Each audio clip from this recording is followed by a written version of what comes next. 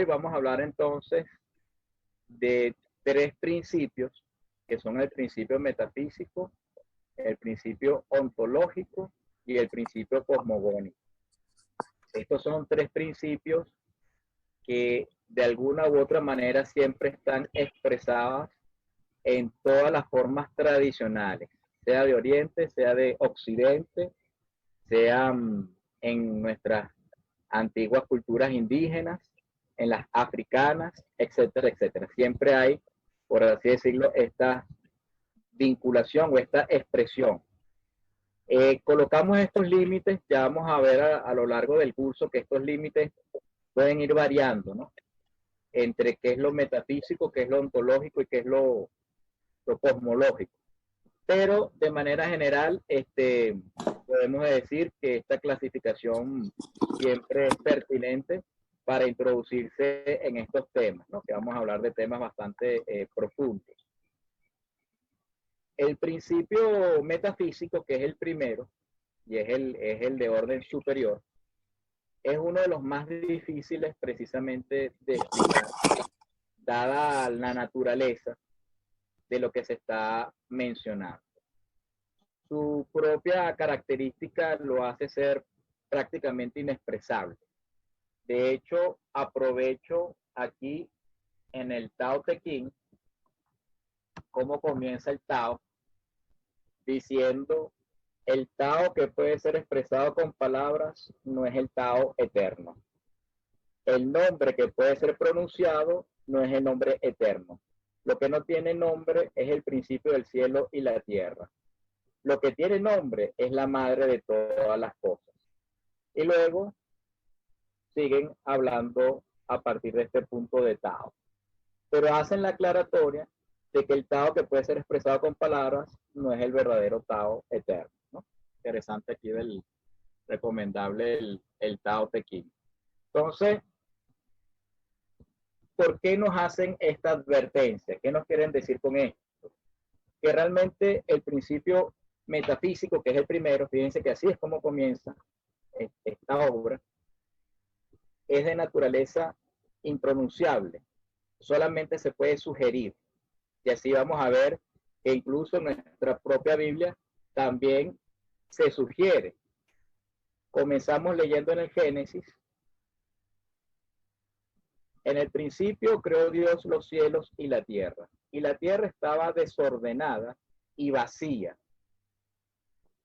Fíjense que utilizan adecuadamente la palabra vacía, después vamos a hablar de eso.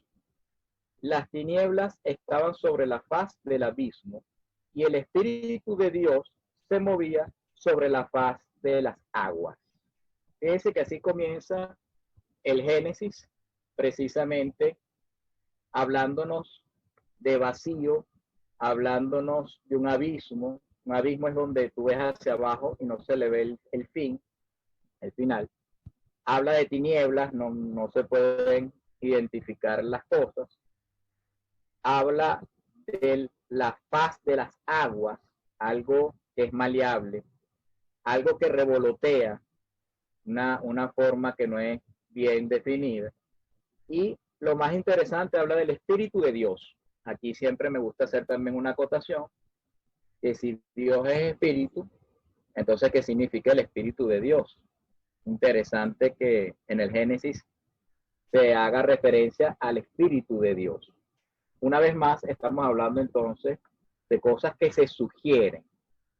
Son conceptos, ideas que van más allá de la comprensión y de lo que se pueda pronunciar. Entonces, el principio metafísico, precisamente en este lado del occidente, se nos hace a nosotros un poco más difícil, porque en pocas palabras, nosotros no tenemos un concepto, una terminología que pueda abarcar al todo y a la nada al mismo tiempo. Para nuestra concepción mental, prácticamente son antónimos. Es decir, o hablas de todo o hablas de nada. Pero no lo puedes juntar en una misma caja, en una misma categoría, y colocarle una etiqueta a esa categoría. En prácticamente todas las lenguas que hablamos en este lado del planeta, el occidente, no existe esta palabra. En el oriente sí existe. En el oriente, por eso ellos tienen una concepción del principio metafísico más clara, por así decirlo, en nosotros. El verdadero término debió haber sido vacío. Por eso les había hablado de que en el Génesis, cuando hablaban del vacío, era la terminología adecuada. Para nosotros, lamentablemente, vacío y nada son sinónimos. Si lo expresáramos matemáticamente, pudiéramos decir que vacío es igual a todo más nada. ¿Ok? Entonces, ¿cómo se explica esto? Vamos a poner un ejemplo, ¿no? Si yo ahorita me pongo a pensar cada segundo que está transcurriendo, nace un bebé, nace un nuevo ser aquí en nuestra tierra, ¿no? Entonces, en este momento acaba de nacer un bebé, o acaba de ser gestado, como lo quieran ver.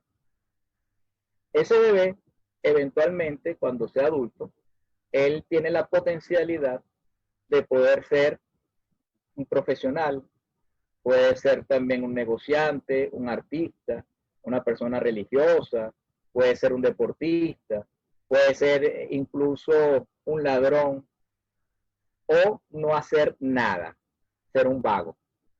Incluso puede haber muerto, no haber llegado nunca a la adultez, es decir, en este segundo haber fallecido. Entonces, desde esa perspectiva, si yo quisiera hablar de todas las posibilidades que ese ser tiene de aquí a futuro, a los próximos 30 años, tendría que abarcar todas las posibilidades que existen en el todo, más incluso tener que incluir la nada. Esa categoría, esa caja, por definición, realmente no existe un término en el occidente apropiado, y nosotros utilizamos la frase de la potencialidad infinita del ser. Es decir, que el ser puede ser potencialmente cualquier cosa, incluyendo la posibilidad de no ser. ¿Ok? Esto es entonces el principio metafísico. El principio metafísico nos habla de la posibilidad contenida en el ser, en donde él puede decidir ser como no ser. Y aún así, sigue cumpliendo con esta categoría. Por lo tanto, esto es la máxima sapiencia que puede llegar a formular una forma tradicional con respecto a las verdades universales, a las verdades eternas y a las verdades más profundas que pueda el ser humano llegar a concebir en su cabeza o en meditación. Es precisamente el principio metafísico. Es aquel Dios, por así llamarlo desde el punto de vista exotérico, desde el punto de vista religioso, es aquel Dios que incluso tiene la posibilidad de decidir si él va a ser Dios o no va a ser Dios. Si se va a llamar Alá, si se va a llamar Jehová, si se va a llamar Yahvé, si va a ser Jesús, si va a ser Brahma, si va a ser Buda, si va a ser, o incluso no ser ninguna de esas opciones. Y aún así sigue siendo y potencialmente también no siendo. Entonces, esto es algo que a nosotros los occidentales nos cuesta un poco, porque nosotros partimos del ser. Nosotros, nuestra concepción más profunda es la ontológica, es el ser. Fíjense que Dios se revela a Moisés como yo soy el que soy, o se define como el gran yo soy. Es una afirmación en el oriente, el sí mismo. Entonces, esta afirmación o este yo soy, desde el punto de vista occidental, para las tres principales religiones monoteístas, el judaísmo, el cristianismo y el islam, son precisamente expresados a través del principio ontológico. El metafísico solamente puede ser sugerido, ¿ok? Como precisamente lo sugiere la Biblia cuando comienza en el Génesis, hablando del Espíritu de Dios. Entonces, habla de un Espíritu de Dios que revolotea sobre la faz del abismo, de las aguas, en las tinieblas. y toma la decisión de crear. En ese momento, cuando él toma la decisión de separar la luz de las tinieblas, en sí mismo toma conciencia. Y en esta conciencia se define al mismo como el ser. ¿Ok? Este principio uno del cual parten todas las manifestaciones. Entonces, el principio metafísico entendemos que es algo que obviamente se puede mencionar aquí, pero esto de comprenderse realmente sería la realización misma, sería uno mismo ser uno con Dios, porque solamente Dios es capaz de comprender estas verdades tan profundas. Nosotros simplemente repetimos, como hemos dicho en el audio anterior, repetimos simplemente lo que se nos ha sido enseñado. Pero, y está en los textos sagrados, como estamos colocando ahorita estos dos pequeños ejemplos. En el Oriente, insisto, ellos hablan del Tao, pero cuando uno lee el Tao Te Ching, comienza haciendo la advertencia que ese no es el verdadero Tao eterno. En este mismo símil pudiéramos decir que el verdadero Dios no puede ser nombrado. De hecho, también en el Corán se hace referencia en la familia de Imran, en ese sura, se hace referencia de ese Dios que no ha sido visto por nadie, ni comprendido por nadie. En algunos de los textos apócrifos también en el cristianismo hacen referencia a este Dios que no ha sido visto por el ojo de ningún ángel, ni comprendido por el corazón de ningún hombre en meditación. El que llaman el no visto. ¿Ok? Entonces, está haciendo precisamente referencia a este principio metafísico. No nos compliquemos tampoco mucho en el principio metafísico, porque al fin de cuentas el ser, el principio ontológico, entendiéndose entonces ahora sí Dios como Dios, es el mismo. Realmente este primer misterio, cuando hablamos de misterio queremos decir que es impronunciable, no que no se pueda comprender. Este primer misterio entre el principio metafísico y ontológico es algo que solamente el propio ser puede comprender. A nosotros nos ocupa más entonces en partir de lo ontológico hacia el cosmogónico, que ya de por sí es bastante trabajo. Es decir, ya el ontológico en sí mismo es la iluminación, llegar a comprender al ser cabalmente, significa estar iluminado, ser tu mismo Dios. ¿Ok? Por lo tanto, hablar del metafísico es ir más allá, que solamente eso es algo que Dios puede realizar. Entonces, sin embargo, es bueno siempre hacer esta acotación porque no en vano los textos sagrados comienzan haciendo esta advertencia. Por algo lo colocan y por algo lo mencionan así, como está expresado y queda escrito de manera sugerida. ¿Ok?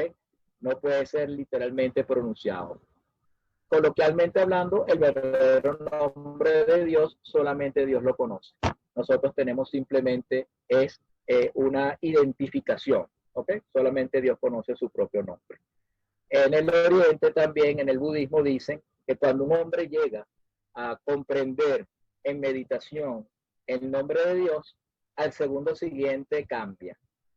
Es decir, tú nunca podrás comprender cabalmente a Dios, ¿no? O atraparlo. Recordemos que las palabras tienen esa capacidad, ese símbolo que representa otra cosa. La palabra es un símbolo, pero no es la cosa en sí misma. Entonces, es una manera, por así decirlo, de poderlo contener. La palabra es ese continente, pero el contenido es mayor que el continente. Entonces, Dios es mucho más grande que cualquier palabra que nosotros podamos pronunciar con nuestra boca. Entonces no existe algo que pueda contener a Dios. Por lo tanto, su verdadero nombre es impronunciable. Parte de los mismos símbolos que hemos tratado de ilustrar con respecto al principio metafísico. Luego tenemos el principio ontológico, ya le hemos dicho, el principio ontológico es el ser.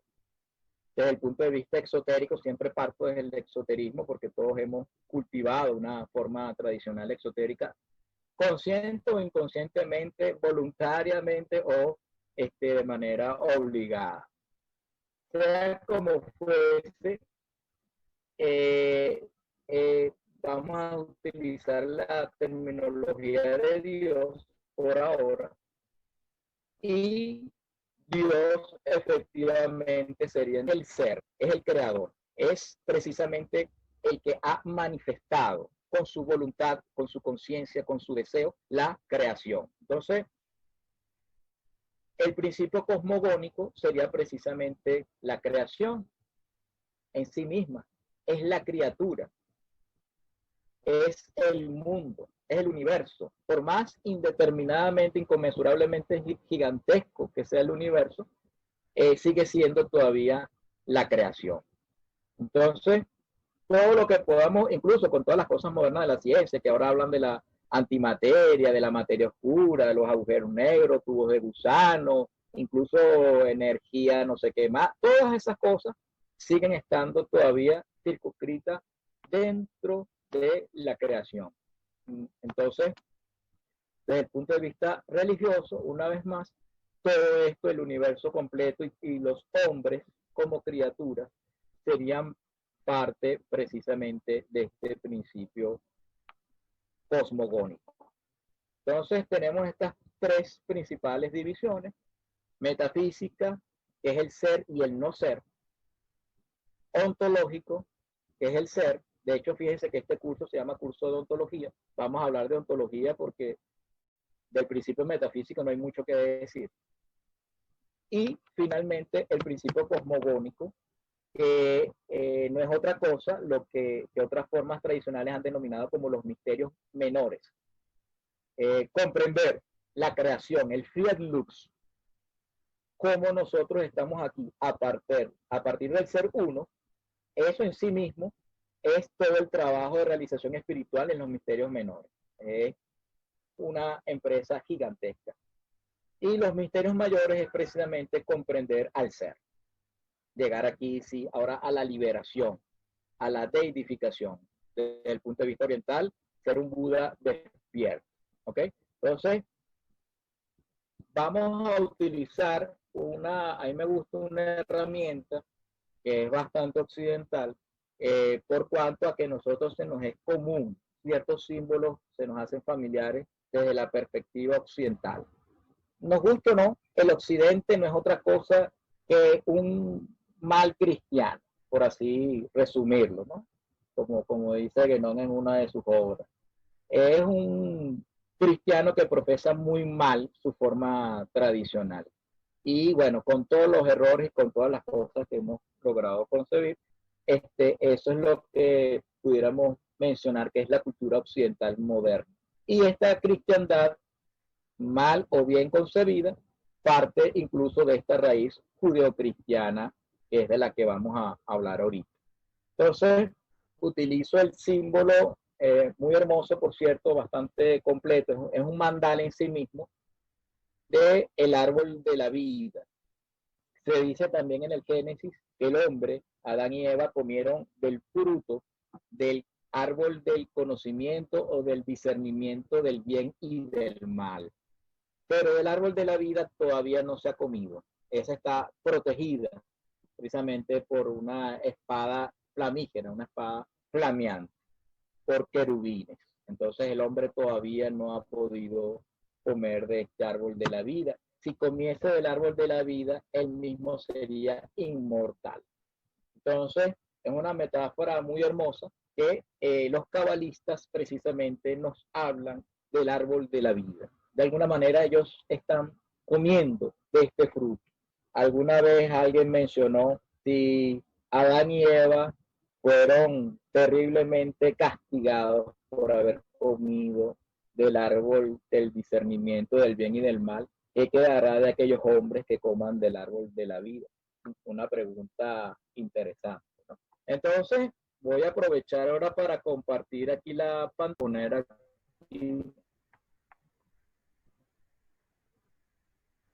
No sé si ya se ve como... Ajá. Sí, ya se ve. Ah, no sabía. Ok.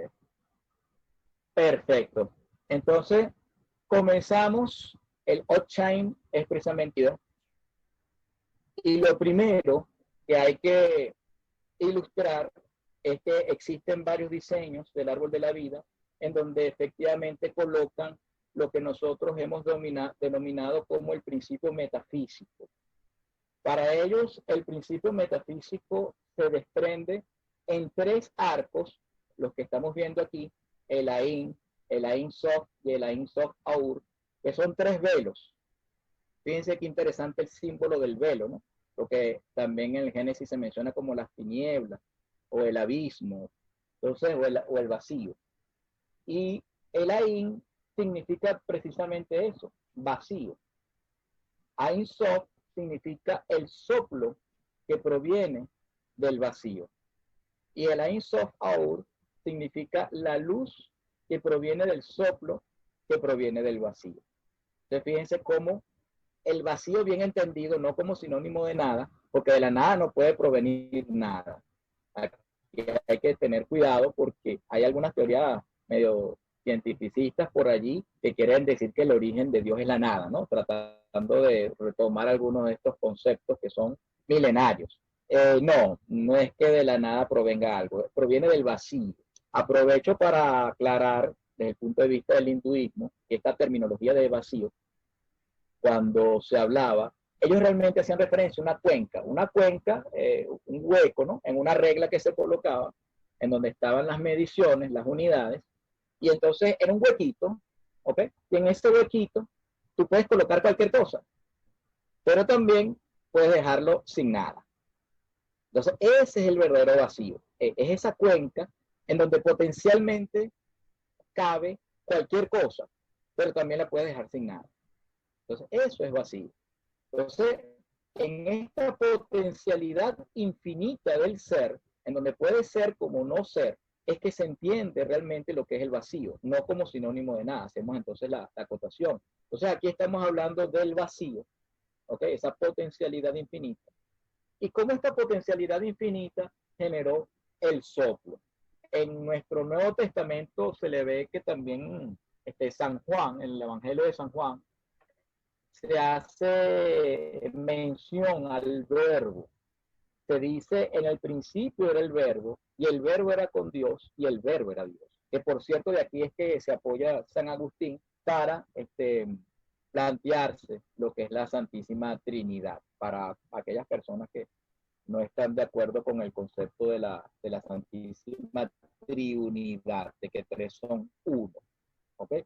Aquí ahorita nos vamos a ahondar en este punto, después lo vamos a desarrollar con más calma para no irnos tanto, pero simplemente nos vamos a contentar con resumir que es la lógica aristotélica quien plantea solamente que A es igual a A y A es distinto de B. Esto solamente aplica en la lógica aristotélica y ni siquiera toda la ciencia o toda la comunidad científica utiliza la lógica aristotélica. ¿Okay? Entonces es cierta áreas del conocimiento, de la metodología y todo esto, lo que utilizan y que no puede haber un tercero, ¿ok? No puede haber un tercero que haga que A se transforme en B. Pero si estamos hablando de cosas que van mucho más allá de la lógica aristotélica, no podemos entonces querer aplicar que Dios tenga que responder a juro a la lógica aristotélica. Sería como un contra. En nuestro Nuevo Testamento también se menciona que en el principio era el verbo, ¿no? El verbo también entendido no como palabra. Esta es otra cosa que hay que también aprovechar para aclarar. La palabra ya es la que se genera en el sonido, ¿no? La que es expresada. El verbo está todavía en la mente, en el pensamiento. Entonces, es esa potencialidad de lo que se va a hacer expresado, ¿no? Entonces, en este orden de ideas es que el simbolismo del verbo también nos trae es esta potencialidad, no la expresión en sí misma. Y luego viene la luz entendiéndose como el fiat lux, como el principio creador, ¿no? Entonces ese famoso hágase la luz y la luz se hizo. Entonces, vemos entonces que los tres velos son potencialidades de el vacío, potencialidad en el ser, potencialidad del verbo, de lo que va a ser concebido, y la potencialidad de la luz, porque todavía no es la luz. Entonces, es la potencialidad, por así decirlo, que tiene el ser de expresar la manifestación. Y aquí vamos a aclarar también otro término, ¿no? Vamos a ver aquí, ¿qué pasó? No sé, la pantalla. Ajá, tenía que ver la pantalla. Entonces, ahora sí colocamos el principio ontológico. El principio ontológico para el árbol de la vida se expresa como Keter, Jogma y Binah. Son las tres primeras esferas del árbol sefirótico. Keter significa literalmente corona. Jogma significa sabiduría. Y Binah significa inteligencia. Fíjense que ellos tres son de color blanco, gris y negro respectivamente. Desde el punto de vista cristiano, pudiéramos entonces decir que esto representa la Santísima Trinidad. Pudiéramos decir que Keter es el Padre, que Binah es el Hijo y que el Espíritu Santo es Jogma. Entonces, ¿por qué Binah el Hijo? Porque se dice que precisamente Jesús está sentado a la diestra del Padre.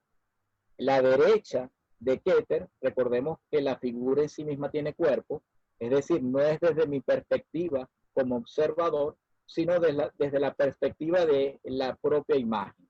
Su derecha sería precisamente la esfera de Binah. Entonces, ellos tres representan a Dios, son la Trinidad, la Santísima Trinidad, desde el punto de vista cristiano, insistimos. Hay muchas formas tradicionales que expresan esta triunidad, ¿no? En el Oriente también, los egipcios también hicieron lo propio, en el hinduismo, etcétera, etcétera.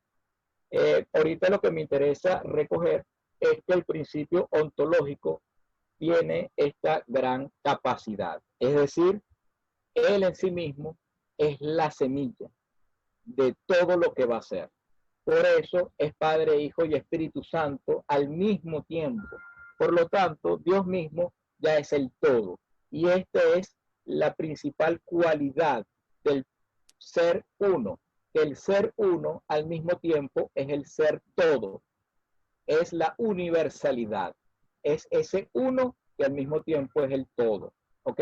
Entonces, esto desde el punto de vista cualitativo. Para la matemática, el 1 más bien es el más pequeño de los números, por así decirlo, ¿no? Mientras que desde el punto de vista tradicional, el 1 es el que potencialmente manifiesta toda la creación.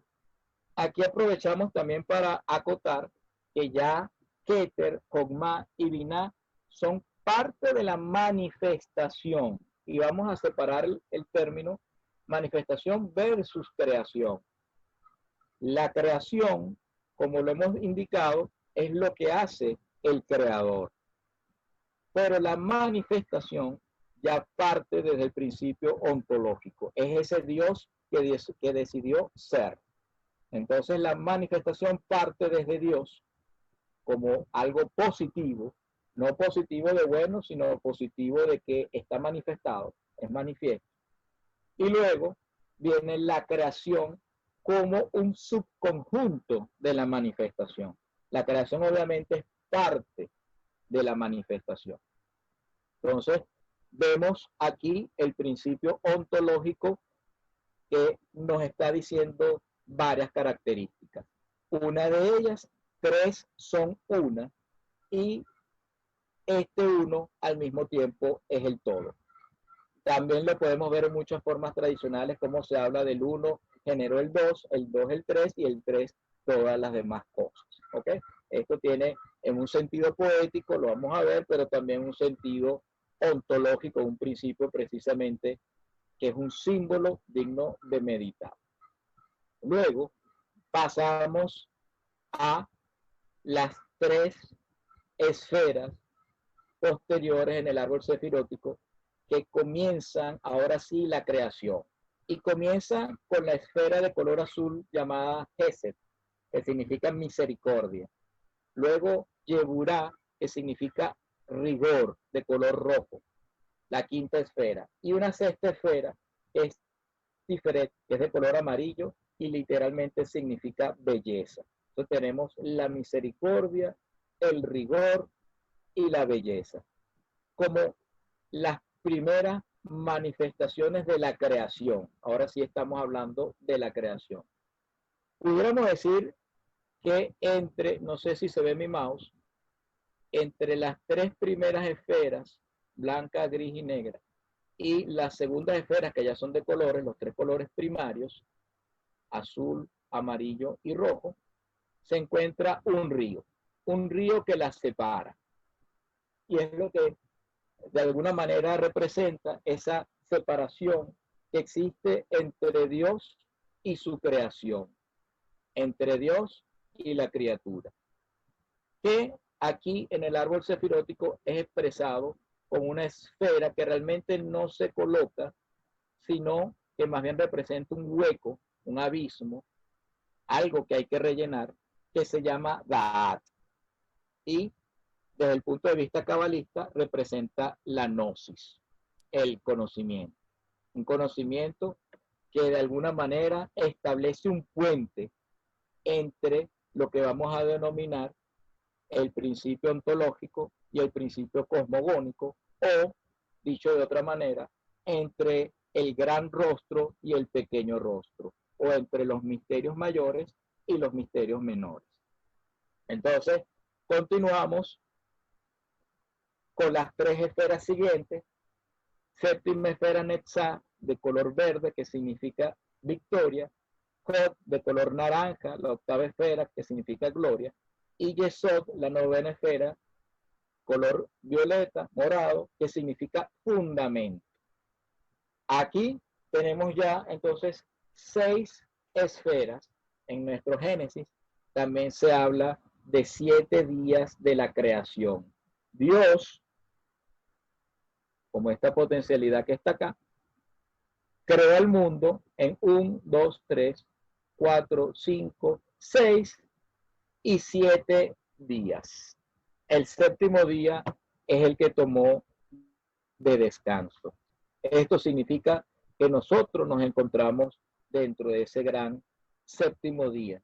Es en donde el hombre ahora puede ejercer su voluntad. Como alguien expresó por allí en el audio anterior, es el libre albedrío bien entendido, ¿no? La verdadera libertad. El Malkut, que es la décima esfera, significa literalmente el reino. Es este mundo, el universo completo con todo lo que hemos mencionado, materia oscura, antimateria, todo eso. Eso es Malkut. Malkut a su vez está dividido en 4 porciones. Cada una de ellas representa un elemento. El color ocre, que es la porción superior, representa el fuego. La porción inferior, que es de color negra, el elemento tierra. A la derecha, de color olivo, tenemos entonces el elemento agua. Y a la izquierda, que aquí lamentablemente la imagen no ayuda, pero es color roseta, más parecido como un rosado, es el elemento aire. Estos son los 4 elementos que rigen el mundo. Entonces, el mundo, tal cual como nosotros lo podemos concebir, el universo con toda la materia, es solamente esta esfera, esta décima esfera. También vemos, desde el punto de vista de la religión, desde el punto de vista de la religión, vemos que se menciona el novenario. El novenario es pasando precisamente en los estados póstumos del ser, cuando una persona fallece, tiene que pasar por estos 9 cielos. También lo podemos ver como cielos, cada uno de ellos. Por lo tanto, tenemos una tierra y 9 cielos. Podemos sacar muchísimas cosas de aquí, como les he indicado. Esto es un mandala en sí mismo que tiene muchísima información. Podemos ver cómo estos 9 cielos más la tierra representan a Dios. Dios como un todo es todo el árbol sefirótico, incluyendo precisamente el principio metafísico, ontológico y cosmogónico, es decir, que toda esta imagen que está acá en sí misma es Dios también, ¿ok? Podemos decir que esto representa también la conexión entre el hombre y Dios. Podemos decir también que como una suerte de fractal, esto se aplica a cualquier cosa que está en la manifestación. Por lo tanto, el hombre, el ser humano, también está representado en este árbol sefirótico. Y podemos ir incluso un poco más allá. Cualquier cosa que ustedes se quieran imaginar que pase por el ciclo de la vida, es decir, que nace, crece, se reproduce y muere, cumple con la estructura de este árbol sefirótico también. Es decir, desde una idea, pasando por una empresa, pasando por una nación, pasando por una cultura, etcétera, etcétera, todo puede ser expresado y comprendido desde la perspectiva del árbol sefirótico. Es como mencioné antes, como una suerte de fractal. Es lo que en el hermetismo dicen, como es arriba, es abajo. Las leyes y las reglas que se cumplen en el cielo también se cumplen y rigen a la tierra. Entonces, todo lo que nosotros podamos concebir se puede entender acá. Les coloco algunos ejemplos. Nuestra mente, nuestro cerebro, nuestro pensamiento se puede representar también con la esfera Yesod. Es decir, aquí está nuestra mente. Hod representaría entonces nuestra memoria, todo lo que tiene que ver con el pasado, mientras que Netzah tiene que ver con la imaginación, con todo lo que tiene que ver con el futuro, porque yo recuerdo el pasado, pero imagino el futuro. La imaginación está asociada precisamente al hemisferio derecho de nuestro cerebro, ¿ok? Puede ser concebido como Netzah, mientras que el otro hemisferio puede ser concebido como Hod, como esa memoria. Entonces, el lóbulo frontal sería precisamente Yesod. Esto desde un punto de vista, vamos a decirlo, neurológico, por así decirlo, ¿no? El punto de vista de nuestra configuración de nuestro cerebro. Visto desde otro punto de vista, hablando un poquito de la Kabbalah y del árbol sefirótico mismo, pudiéramos decir que Caín y Abel también están siendo representados en estas dos esferas, siendo Caín la memoria y siendo Abel la imaginación. Entonces nuestra mente racional, metafóricamente, mató a nuestra mente intuitiva.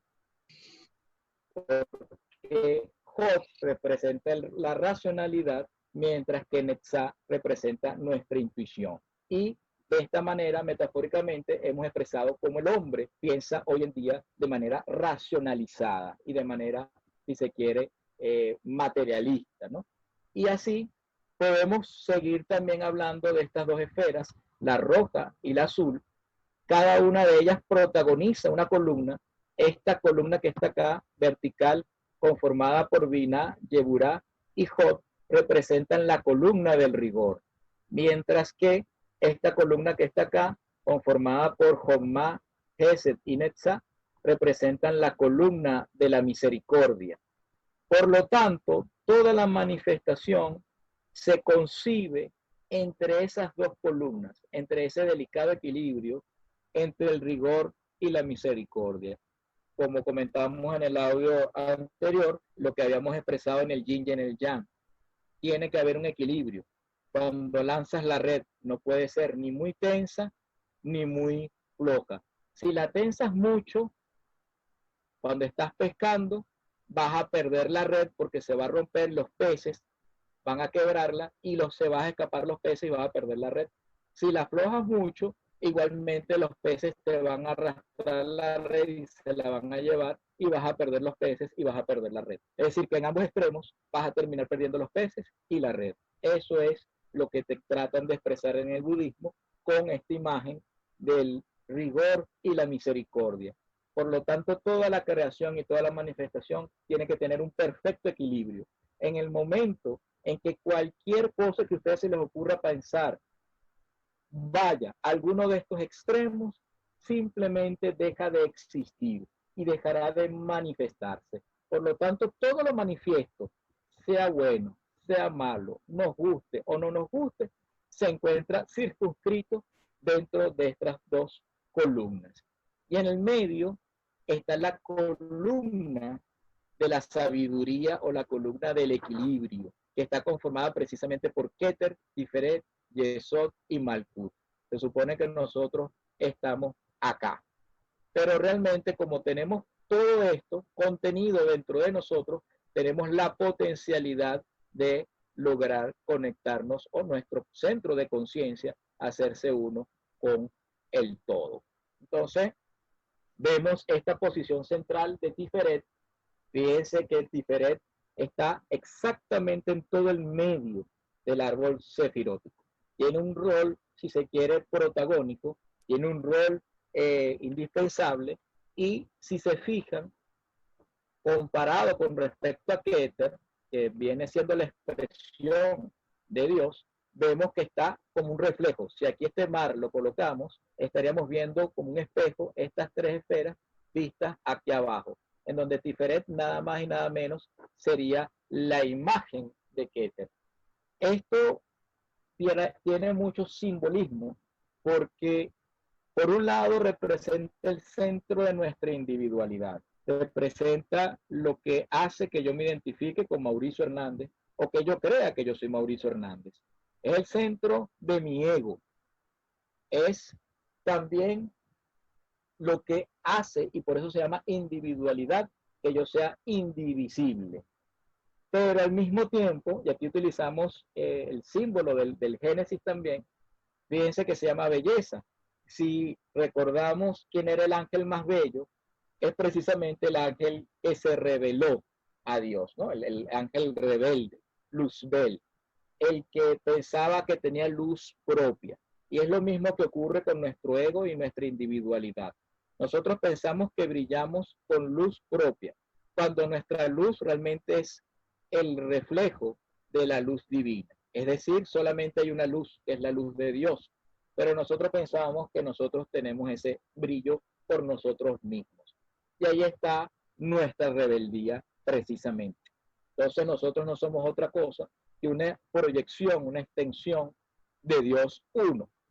Entonces, desde este punto de vista, Tiferet también representa la belleza, pero también representa el ego, y puede representar precisamente al que se hace rebelde, ¿no? Entonces, este esfera que está acá, que realmente es un hueco, un abismo, nos habla de que la única manera de volvernos a conectar el creador y la criatura, vamos a utilizar aquí el símil de una madre embarazada, una mujer embarazada. Ella es creadora y en su vientre está la criatura.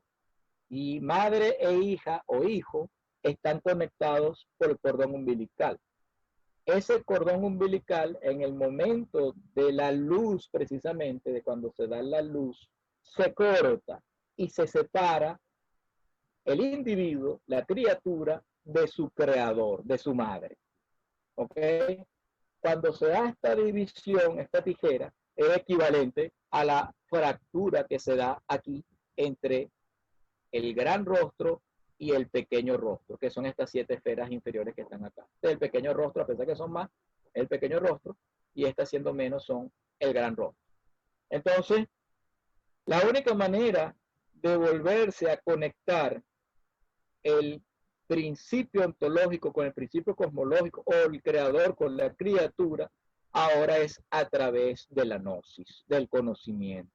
Es decir, que si desde el punto de vista cabalista yo trabajo la gnosis, yo vuelvo a restablecer mi conexión natural y espontánea que existía entre el creador y la criatura. Entonces, esto es precisamente uno de los símbolos más hermosos que se puede plantear desde el punto de vista occidental, porque nos dice que efectivamente este divorcio que existe entre el cielo y la tierra se puede volver a congraciar.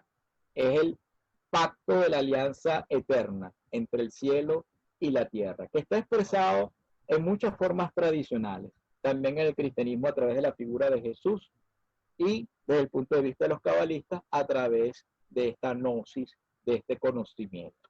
Y en el otra forma, también vamos a hablar de esta sapiencia o de este conocimiento como camino de la reintegración. Desde el punto de vista cristiano también está la fe, pero aquí hacemos una advertencia, la fe bien entendida. Lamentablemente la fe también se ha banalizado ese concepto. Y muchos términos en el Antiguo Testamento que se mencionaban como conocimiento o como credulidad fueron colocados en una misma caja denominada fe. Los hebreos, los judíos no tenían el concepto de fe como tal. Ellos hablaban era de conocimiento o de credulidad. Es el cristianismo quien Jesús empieza a profesar el concepto de fe, que lamentablemente luego también se devino a una suerte de creencia a la fuerza, ¿no? A juro, que eso no tiene nada de gnosis, ni de conocimiento, ni de trascendencia. La fe no es nada más y nada menos que el entendimiento del principio metafísico, por lo tanto va muchísimo más allá, pero nosotros lo hemos llevado como una suerte de irracionalidad, ¿ok? O sea, más bien por debajo de Job. Entonces, eso no tiene nada de trascendental.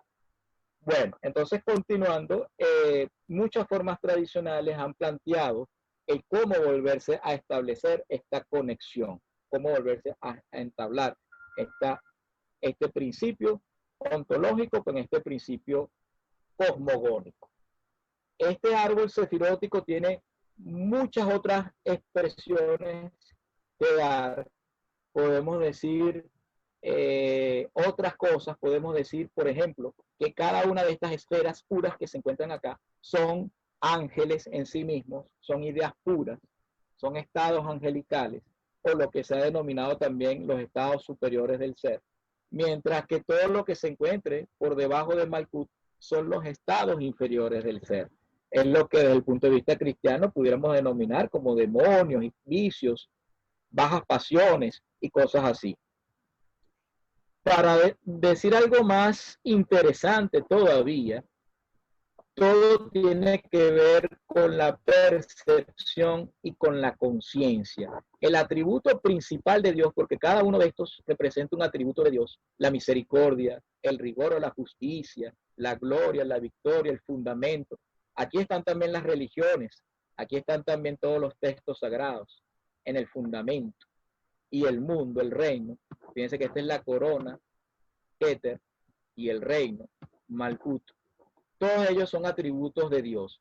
Pero el atributo más elevado de Dios es la conciencia. Podríamos decir que es conciencia pura. Entonces, esta conciencia pura es la que manifiesta ese ser, ese principio precisamente de conciencia, es el que genera la manifestación.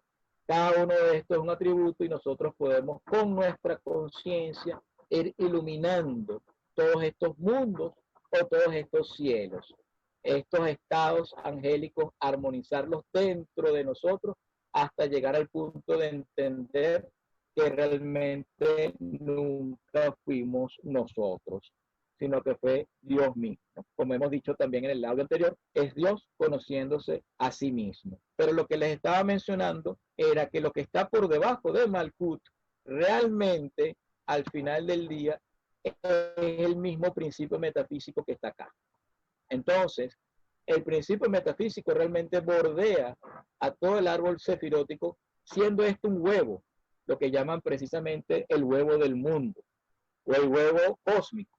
Entonces, este principio metafísico que bordea todo está en potencialidad por encima del mismo Keter, pero también se encuentra debajo de Malkut, y esto no nos debe sorprender, es lo que en la cristiandad nos expresa cuando Jesús es llevado a la crucifixión, siendo Judas quien lo traiciona, Poncio Pilatos lavándose las manos, Pedro negándolo, y así el pueblo prefiriendo a Barrabás, ¿no? Aquí también hay muchísimos símbolos que después iremos desarrollando con más detalle, pero fíjense cómo el caos que se encuentra por debajo de Malkut, que es lo que representa precisamente todo esto es el caos, el desorden, al final del día es parte del mismo orden divino que está más allá de la comprensión.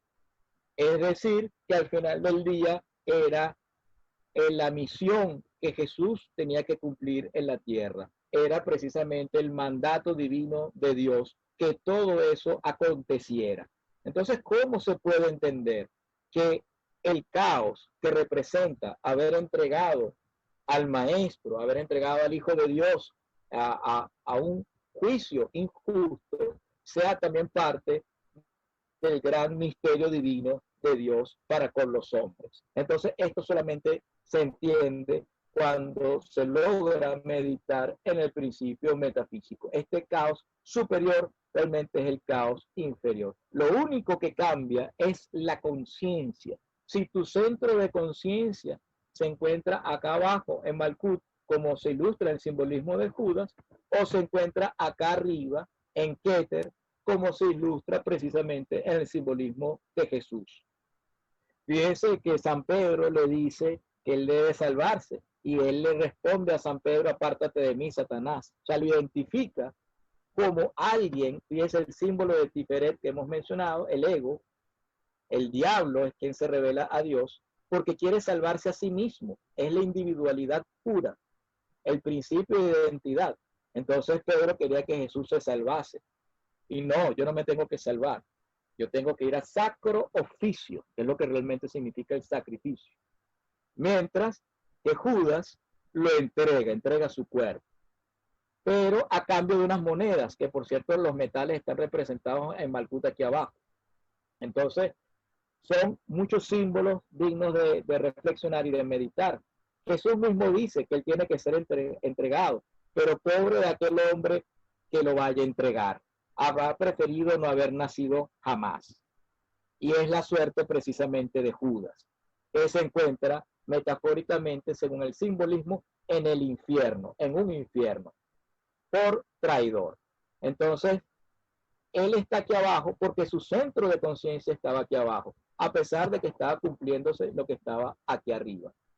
Entonces, al final del día, lo que está variando es la conciencia. ¿Dónde se encuentra nuestro centro de conciencia? Suena como algo muy, vamos a decirlo así, fácil, pero pensemos en aquellas personas que a veces le viene un ladrón y le dice: dame la cartera o dame el carro, y la persona no quiere dar el carro y prefiere que el ladrón le dispare. ¿Qué significa esto? Que esa persona, su centro de conciencia, se encuentra por acá abajo, porque incluso algo material como es el carro vale tanto como su propia vida. Entonces, ¿qué significa eso? Una persona que sea capaz de dar su vida, fíjense que este es el centro de nuestra individualidad por encima de estas cuatro esferas. Yo me protejo a mí mismo. Una persona que sea capaz de dar su vida, que es el centro de individualidad, por otra persona lo haría por amor. Una persona por amor es capaz de dar su vida, que es lo que representa la misericordia. Pero también una persona, en el caso de los militares, pueden dar su vida por la patria, en una guerra, por el honor, por la justicia. Es lo que se representa en esta esfera, un policía, un bombero. Entonces aquí estarían las personas que dan su vida por un acto de justicia, las personas que dan su vida por un acto de amor, o incluso personas que son capaces de dar su vida por la materia.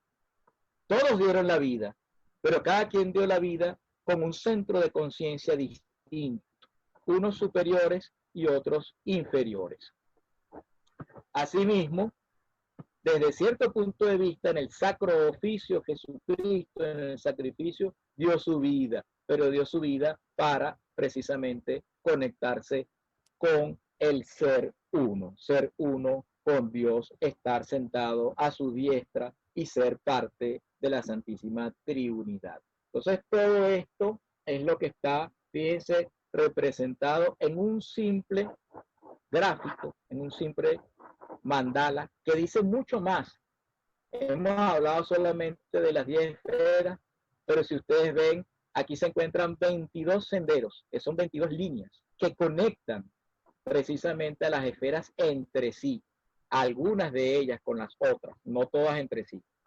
Piensa que la que tiene más conexiones es Tiferet, precisamente el centro de nuestra individualidad, pero todas las demás también tienen ciertas conexiones.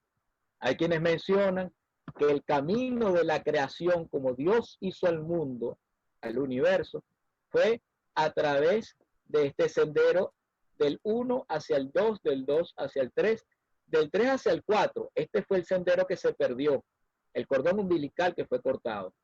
Luego del 4 hacia el 5, del 5 al 6, al 7, al 8, al 9 y al 10. Lo que hemos mencionado como el rayo zigzagueante, ¿ves? Como un zigzag se dio la manifestación. Pero el camino de retorno, el camino de ascenso, va desde el mundo hasta Keter, pasando por estas 22 vías, por estos 22 senderos. Como dos serpientes, aprovecho el símil que había utilizado el compañero del audio anterior, como dos serpientes que se entrecruzan pasando por todos estos senderos hasta llegar a lo largo del báculo de Hermes, hasta llegar a Keter. Entonces, el camino de retorno son 22 senderos, mientras que el camino de la creación, de bajada, de cómo el espíritu hizo la materia, fueron 10 líneas solamente y son 22 las que son de ascenso. Existen muchas representaciones. Si contamos también las 22 líneas con respecto a las 10 esferas, más la esfera que es el abismo, que hay que rellenar con el conocimiento, nos da 33, la edad de Jesucristo. Y así podemos ver, o las vértebras de nuestra columna vertebral. Desde el punto de vista del hinduismo, cada uno de estos representa también todo lo que tenemos que trabajar como camino espiritual. Visto también desde Keter, aquí tenemos un punto. Estas dos pueden juntarse aquí, estas dos pueden juntarse aquí, esta se queda en la posición central, esta acá, acá y acá. Y esto nos daría 7 chakras o 7 centros precisamente de conciencia que hay que ir trabajando. Entonces, insisto, el árbol sefirótico tiene muchísimas cosas que decirnos, se puede aprovechar, es digno de meditar. Hay personas que incluso no les gusta ni siquiera mencionar esto, mucho menos grabarlo, porque lo asocia a nombres divinos, y así. Pero a mí me gusta que se plantee para que nosotros lo podamos utilizar en meditación, lo podamos contemplar y lo podamos ir comprendiendo y practicando a medida que lo vayamos entendiendo cada vez más en muchos escenarios de nuestras vidas, más del que uno se puede llegar a imaginar. Dice que en el camino de retorno para algunas escuelas tradicionales, ellos hablan de comenzar por este primer sendero que está acá. Este sendero que está acá, de hecho, pudiéramos decir que Yesod es el cielo de agua. Este es lo que se entiende precisamente como el elicio, ¿no? Desde el punto de vista grecorromano. Mientras que el empirio es el cielo de fuego, está acá. Entre las correspondencias que se puede dar con los astros, este es el sol y esta es la luna. Entonces hay un cielo de agua y hay un cielo de fuego. Cuando la gente habla normalmente de ir al cielo y todo eso, realmente se está haciendo referencia a Yesod, a este cielo que está acá.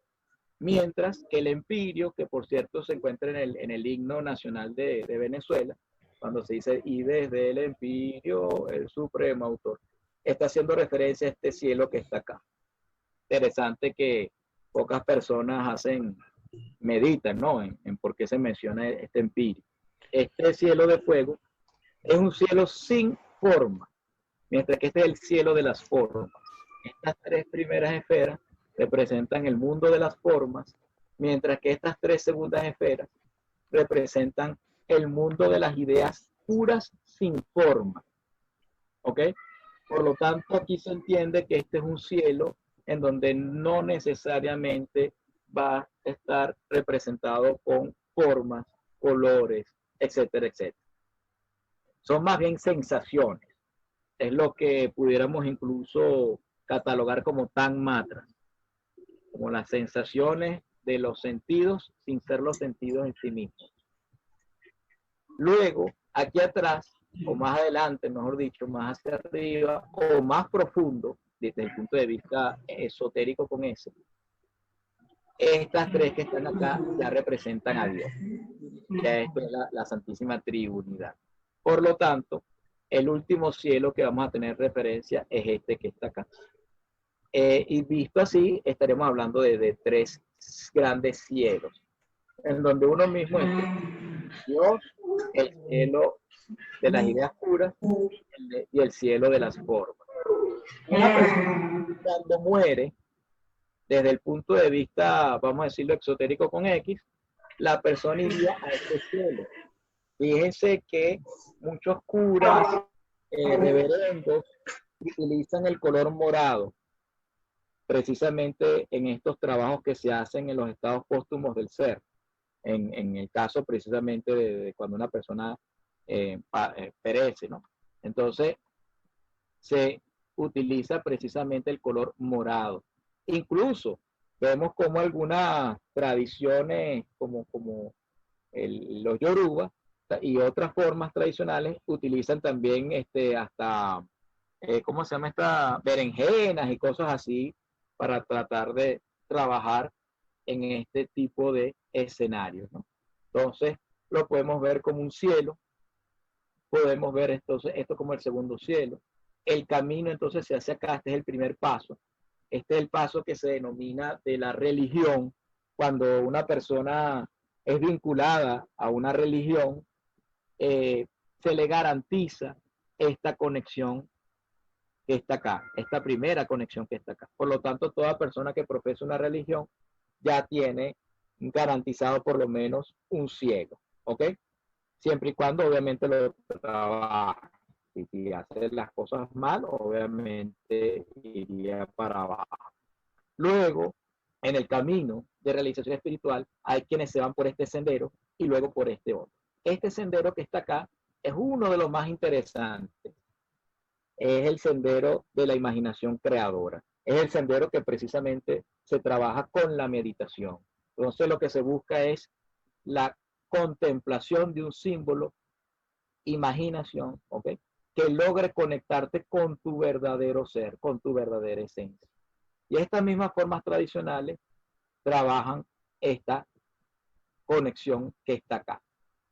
Entonces, luego se busca establecer la conexión desde Tiferet hasta Keter directamente a algunas escuelas tradicionales, otras buscan irse más bien por acá y otras buscan ir por acá, ¿ok? Entonces, todos los caminos pueden llegar precisamente al camino de la realización espiritual. Aquí pudiéramos hablar también un poco de la vía seca y la vía húmeda. La vía seca, asociado al rigor, mientras que la vía húmeda, asociada a la misericordia. En la vía seca se trabaja más la palabra, el verbo, precisamente, mientras que en la vía húmeda se trabaja más la vista, se trabaja más la imaginación. Generalmente los que trabajan en esta vía seca trabajan más la memoria, mientras que estos tienden a contemplar más símbolos. Fíjense que hay muchas formas tradicionales que ni siquiera les gusta utilizar símbolos, lo ven como algo incluso diabólico. Es porque precisamente ellos trabajan el camino de la vía seca. Ellos más bien tienen que memorizar cosas, o esas personas que se aprenden esos versículos y todo ese número, les fascinan los números, tiene que ver con Jod. Netzah tiene que ver con las formas, mientras que Jod tiene que ver más bien con la cuantificación de los números, ¿no? Entonces, y la memoria. Entonces a ellos les gusta memorizarse ese poco de pasajes de la Biblia o de los textos sagrados y repetirlos una y otra y otra y otra y otra vez. Hay muchas expresiones, oraciones, mantras que se repiten, se dicen reiteradas veces, porque precisamente están trabajando con este sendero que está acá, estos caminos de la vía seca, mientras que los otros utilizan un símbolo y lo van meditando, lo van contemplando, lo van reflexionando, visualizando, etcétera, etcétera. Cada quien tiene su pro y su contra. Aquí La ventaja de este es que es un camino seguro en cuanto a que hay menos probabilidad de desviarte y tienes también un maestro hábil que te puede guiar, bien definido, bien desarrollado, con unas reglas del juego prácticamente como le gusta a Hot, matemáticas, ¿no? Sin equivocación. Mientras que Netza es más geometría, le gustan más las formas. Y aquí entonces los maestros no necesariamente son hombres virtuosos o realizados. El maestro de hecho realmente es invisible, tienes que buscarlo dentro de ti. Es ese maestro interior el que se busca trabajar aquí. Y no necesariamente el símbolo que le sirvió a una persona le sirve a otro. Entonces de repente, no, yo estuve meditando en la moneda china, por decir un ejemplo, o en la letra Vau, o en un crucifijo, el símbolo precisamente de Jesús en la cruz, que es muy rico, por cierto. Este simbolismo tiene muchísimo que decir. Después vamos a hablar un poco más de ello. Podemos trabajar todo eso, pero de repente entonces puede ser un camino que le dediques muchos años y no verle los frutos, no verle los resultados, ¿no?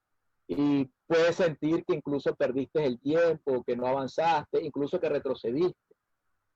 Mientras que en este camino tú siempre vas a ir viendo pequeños logros. Bueno, ya me sé, qué sé yo, todo el Evangelio de Marcos. Ahora ya me sé epístolas, ahora ya me sé Corintios, o sea, lo que sea, los salmos. Y así tú vas avanzando, avanzando, avanzando. Vas poco a poco avanzando. Siempre tienes una sensación de logro.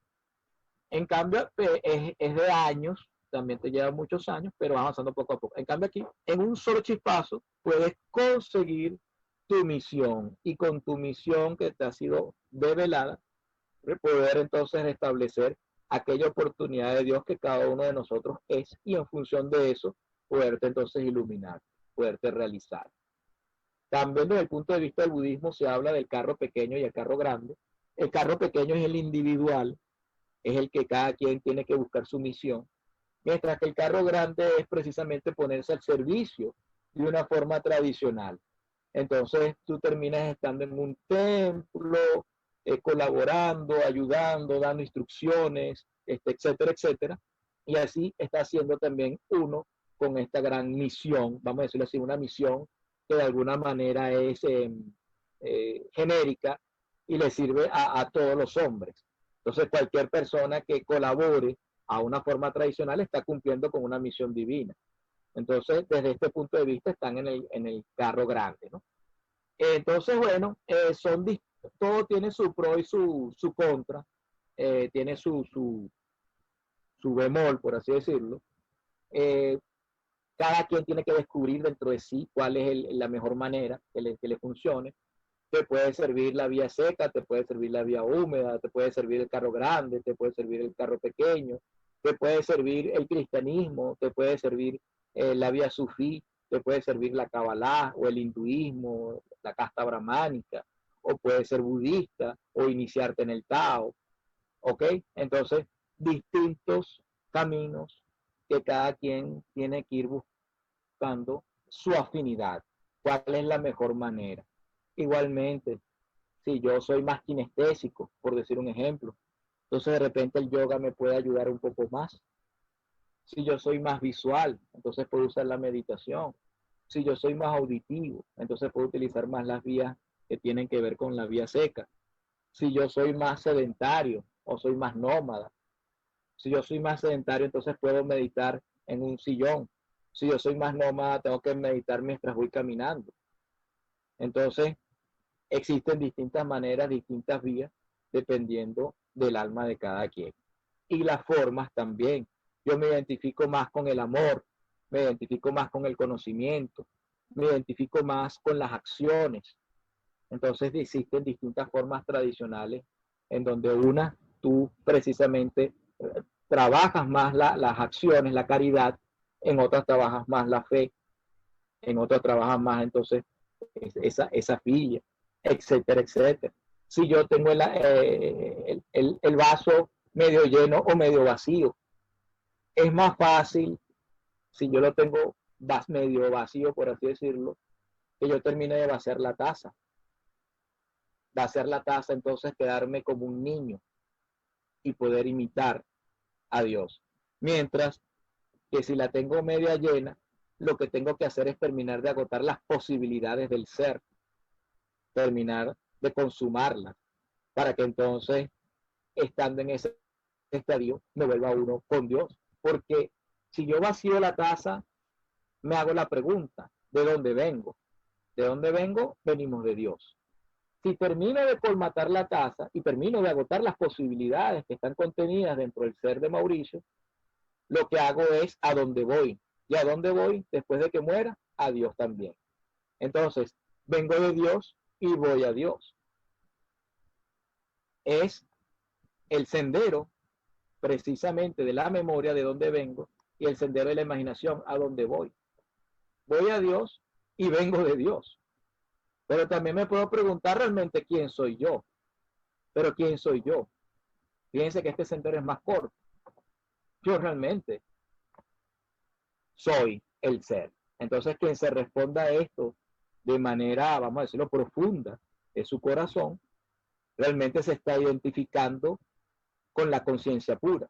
Entonces, él mismo está comprendiendo cabalmente realmente quién es el verdadero ser. Lo que habíamos hablado del islante. Si yo estoy o yo soy, ¿no? Entonces yo estoy con respecto a la, o yo soy Mauricio. Entonces eso es lo que yo tengo que terminar de comprender. Entonces desde esta perspectiva son tres preguntas. ¿De dónde vengo? Vengo de Dios. ¿A dónde voy? Voy a Dios. ¿Quién soy? ¿Ok? Entonces, cada escuela iniciática trabaja con una metodología.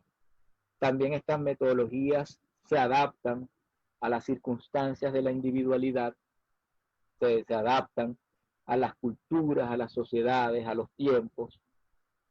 Como hemos dicho, es universal, pero de alguna manera tiene cierta flexibilidad, entre comillas. Obviamente hay cosas rígidas que hay que hacer, por más misericordiosos que seamos. Recordemos otra vez los extremos. Si me voy demasiado, dejo de existir. Y si rigurizo demasiado, también dejo de existir. Tiene que ser un perfecto equilibrio que fluya. Entonces, ese método está expresado en este árbol, en estos senderos, en estas esferas. Aquí, como están viendo, esta figura tiene muchísima más información. Hay información de las letras del alefato. Recordemos que esto es de los judíos, esta herramienta es de los cabalistas, es la escuela iniciática de los judíos. Y aquí hay una serie de correspondencias, su propio abecedario, por así decirlo, que es el alefato. Cada letra en sí misma representa un sendero, porque ellos tienen 22 letras y son los 22 senderos del árbol sefirótico. Cada una representa un símbolo en sí mismo. Tiene también correspondencia con los astros, con los signos del zodíaco, con los elementos, con los planetas. Tiene correspondencia incluso con los arcanos mayores del tarot, para también los que les gusta esta parte de las ciencias oraculares. Casualmente, entre comillas, el tarot consiste precisamente en 22 arcanos mayores. Y así podemos ver un sinfín de correspondencias que son dignas. Esto en sí, insisto, esto en sí mismo es un gran mantra, expresándonos la metodología. Lo que más me gusta del árbol sefirótico es que contiene los tres principios: principio metafísico, principio ontológico y principio cosmogónico, en una sola gran imagen, en donde ahí se expresa todo, desde lo que es y no es hasta lo que es ordenado, pasando por lo que es la existencia, la creación y la criatura con sus posibilidades contenidas. ¿Ok? Fíjense que no en vano me dicen que el fundamento es la primera esfera que yo tengo que trabajar. El fundamento, la regla, las leyes, los textos sagrados, la religión desde el punto de vista exotérico. Y así cada una de ellas representa un trabajo que hay que realizar dentro de sí mismo. hay que irlo iluminando. Podemos decir que el iniciado o la persona que quiere generar este camino de retorno tiene que ir iluminando poco a poco cada una de estas esferas en un camino ascendente. Pero también no es menos cierto que desde la perspectiva de Keter, de Dios, realmente el que está en esta búsqueda, el que está en este conocimiento, buscando identificarse con el ser uno, queriendo hacer este camino de retorno, realmente, desde cierto punto de vista, podemos decir que él lo primero que hizo fue activar su Keter. Es decir, que la primera esfera que realmente se iluminó fue esta, porque fue su conciencia pura la que lo está impulsando, todavía de una manera que no está clara, que no tiene forma, que no se entiende mucho el cómo, ni el por qué, ni el para qué, pero te va guiando esa conciencia pura poco a poco. Y que más bien, a medida que tú vas madurando, va siendo una conquista de las esferas hasta la última, siendo más bien entonces Malkut, nuestro cuerpo y nuestro mundo, la última esfera que nosotros logramos realmente dominar, cuando ya tenemos una vida armónica, por así decirlo. Entonces, desde cierto punto de vista, como hemos dicho, se puede ver como un camino de ascenso o podemos verlo también como un camino en descenso, en donde realmente esto es lo último que terminamos por conquistar. Las dos son ciertas, las dos son válidas. Como he dicho, este símbolo en sí mismo es un mandala que se puede meditar y comprender y reflexionar de muchas maneras, muchísima información en estas, a medida que vayamos avanzando el curso. La idea tampoco es atiborrarlo, por así decirlo, de símbolos, tampoco es la idea.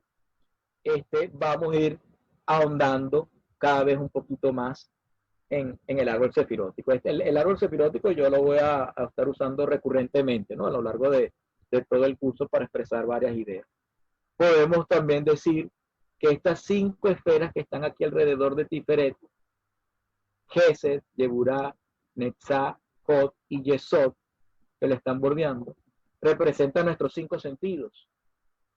Son las 5 extensiones de conocimiento. Yo puedo aprender a través de ellas.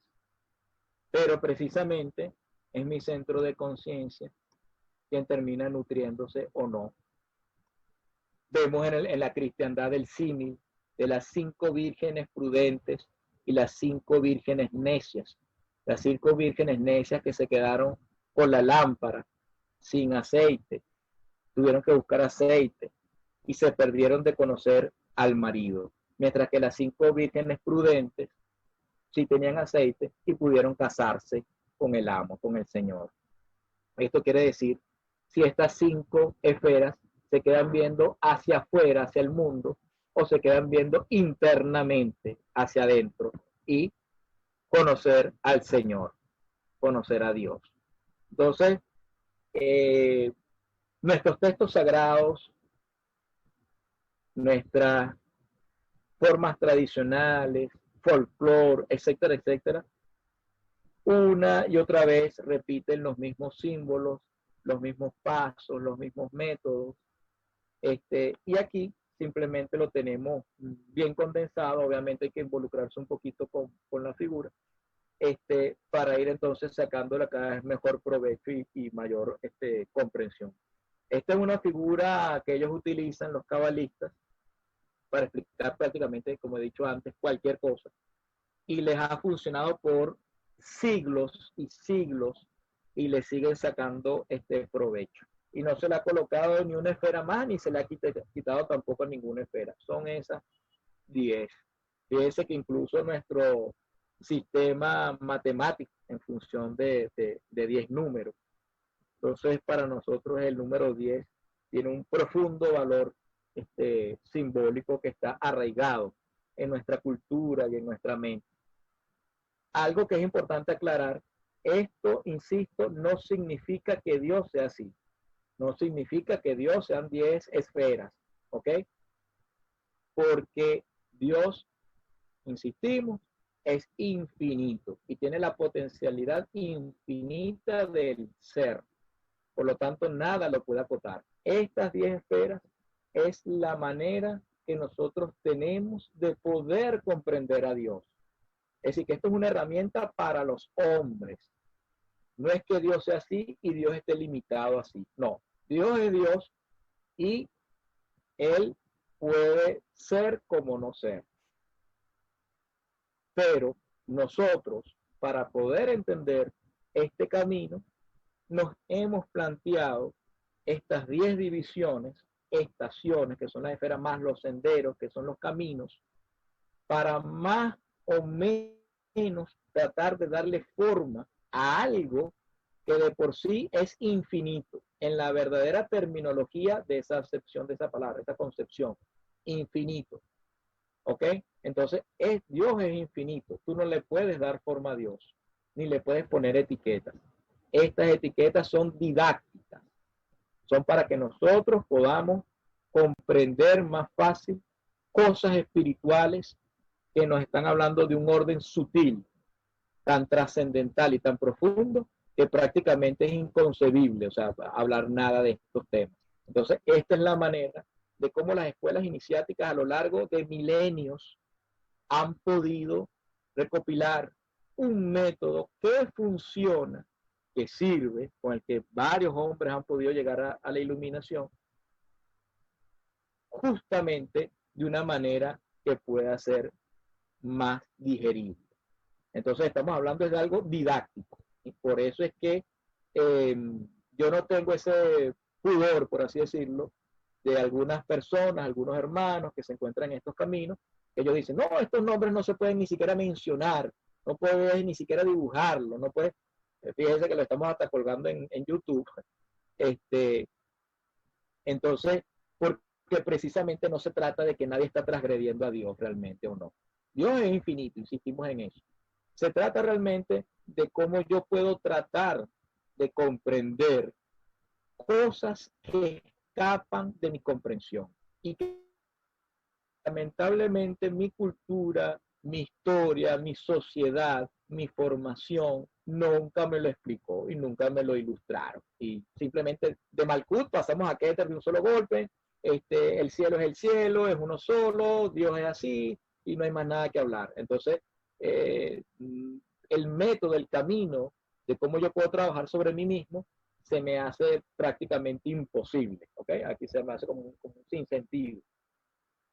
Cuando aquí vemos las etapas, aquí vemos lo que se debe ir trabajando paulatinamente. Primero se conquista una de estas esferas, luego la otra, y así poco a poco. De hecho, existen ejercicios operativos de cómo yo voy trabajando en cada una de ellas, poco a poco, y así se va viendo ese alcance, ¿ok? No es algo así que de un solo golpe se hace, porque tampoco se busca que la gente se le genere más bien una adversión, ¿no? Y un trauma más bien, entonces, que es un imposible. Lamentablemente muchas religiones también se han prestado a este tipo de incomprensión. Nunca se ha planteado que sea un imposible. Yo siempre me gusta hacerle una cita de la Biblia, y a mucha gente le choca, ¿no? Cuando se las leo, porque hasta en la propia cristiandad, que ha sido una de las que más le han dado golpes a lo largo de los siglos, hasta en la propia cristiandad Jesús dice, sed perfectos como vuestro Padre en los cielos es perfecto. Yo le digo a la gente, fíjense, busquen esa frase, ese versículo de la Biblia. Ser perfectos, pues ustedes entonces sean perfectos como vuestro Padre en los cielos es perfecto. Yo le digo entonces a los compañeros, si Jesús nos dice que seamos perfectos, es porque esa posibilidad existe. Si no, entonces Jesús nos está estafando.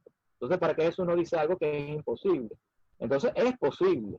Y si alguien quisiera decir, no, pero es que ser perfecto significa otra cosa. No, Jesús lo aclara y lo acota muy bien. Como vuestro Padre en los cielos es perfecto. Es decir, que nosotros tenemos la posibilidad de ser perfectos como Dios en el cielo es perfecto. Eso es dicho por el propio Jesús. Lo pueden buscar en la Biblia. Después le pongo la cita exacta. No soy de esos que trabaja la memoria y los números, ¿no? Como ya se habrán dado cuenta, yo soy más de la vía de la misericordia. Entonces, eso está allí. Lo invito a que lo busquen. Entonces, ¿qué significa eso? O Jesús nos está estafando o realmente esa posibilidad existe. Bueno, si se supone que somos cristianos, algunos de nosotros, deberíamos entonces creer que esa posibilidad está contenida en el ser. Entonces sí podemos ser perfectos como Dios es perfecto. Así lo dijo Jesús, no lo estoy diciendo yo. Entonces, todas las escuelas y formas tradicionales nos han hablado de esta posibilidad y están allí escritas. Lo que dije, las 10 vírgenes también está allí en la Biblia. Y podemos después a lo largo del curso hablar de más detalles, dentro de la propia cristiandad, como dentro de la Kabbalah, como de la vida del Islam, etcétera, etcétera. Y del Oriente también, obviamente. Entonces, todo eso está allí. Ahora, la gran pregunta es, bueno, si uno realmente se identifica con este camino o no. Si nuestro centro de conciencia nos llama, si esto nos gusta, si esto nos parece interesante, y así uno va poco a poco. Al final del día, insistimos, no es uno el que se ilumina, es Dios mismo. Al final del día, la individualidad, como la estamos viendo aquí, Tiferet, está aquí abajo, bien abajo, ¿ok? Fíjense que hay 5 esferas por encima de Tiferet, y si contamos a Dat, tendríamos hasta 6 cuando Dat se ilumina. Es decir, que Tiferet tiene una posición bastante inferior, ¿ok? Entonces, Mauricio Hernández nunca se va a iluminar. Él no tiene cómo iluminarse. Lo que puede ocurrir es que el centro de conciencia de mi verdadero ser, no de mi falso yo es Mauricio, no de mi falso yo, es el que logre precisamente hacerse uno con el todo. Eso sí puede ocurrir, acontecer, ¿ok? Entonces, insistimos, el centro de nuestra individualidad está bien abajo en el árbol de Sefirot. Es la conciencia pura la que se encuentra consigo misma, en esa iluminación que ella está haciendo, en lo que hemos expresado de precisamente la luz. Entonces Dios va iluminando y va separando la luz de las tinieblas. Y nosotros, al final del día, como hombres, somos la extensión de Dios en la tierra para iluminar en el caos que se encuentra aquí abajo. Por eso es que el hombre existe. Y aquí sí podemos decir la palabra existir. Por eso es que el hombre existe, como extensión de Dios para iluminar en el caos. Esa se suponía que era nuestra misión. Lo que pasa es que se nos olvidó. Hablamos ahora de Jod, el recuerdo, y aquí viene el recordis, volver a traer el corazón. Se nos olvidó y nos quedamos inmersos en el caos, disfrutando del caos. Eso es lo que nos pasó. Pero se suponía que lo que buscábamos era traer luz en la oscuridad. Ese es precisamente el trabajo de la conciencia. Y por eso la conciencia es conciencia. La conciencia lo que busca es precisamente separar la luz de las tinieblas. Y esa fue la primera cosa que hizo Dios cuando tomó conciencia de sí mismo y decidió ser Dios, decidió ser el creador, decidió hacer la creación y decidió tener una criatura. Cuando Dios tomó esa decisión, precisamente lo que buscó fue que se hiciera la luz. Entonces nosotros somos un ser conformado por 5 luces, conformado por 5 inteligencias que busca precisamente hacer este trabajo. Cada uno de nosotros tiene su propia misión. Cada uno de nosotros es una oportunidad